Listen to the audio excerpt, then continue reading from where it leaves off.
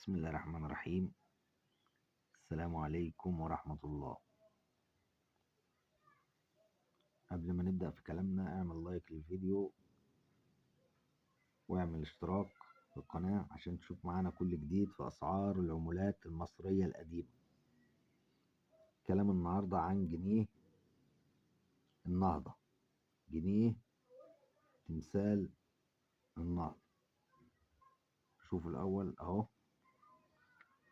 جنيه البنك المركزي إصدار سنة 75 أهو،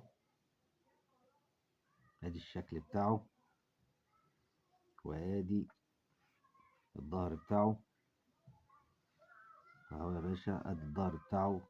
طبعا الحالة حالة زيرو انصر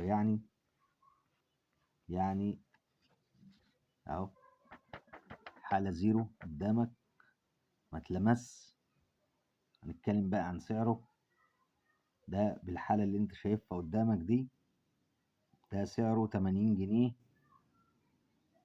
الحالة الزيرو دي بتعمل 80 جنيه، ده سعره 80 جنيه.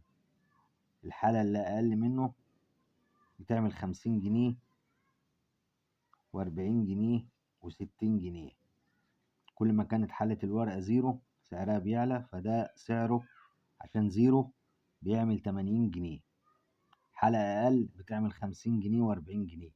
متقطع بقى وعليه شخابيط والكلام ده كله ما بيعملش سعر، يعني هيعمل له 20 جنيه 25 جنيه لو في قطع أو الكلام ده، فبيعمل بالسعر اللي أنا بقولك عليه 25 جنيه 20 جنيه لو في قطع أو الكلام ده كله. أما الحالة الزيرو منه زي اللي قدامك بيعمل 80 جنيه 80 جنيه اهو.